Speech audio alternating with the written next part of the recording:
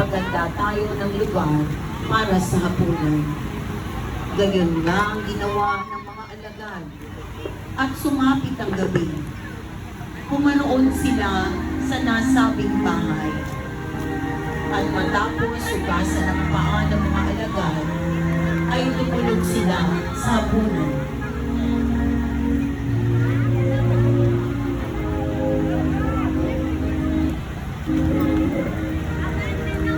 Dapat po walang tao dito. Doon po.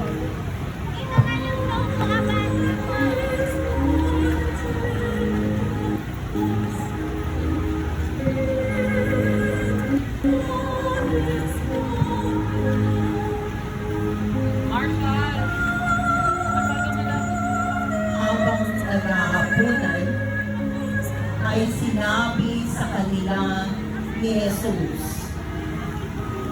Katotohanang sinasabi ko sa iyo, isa sa inyo ang magkakanulo sa akin. Bakit na po? Hindi po. Sorry po.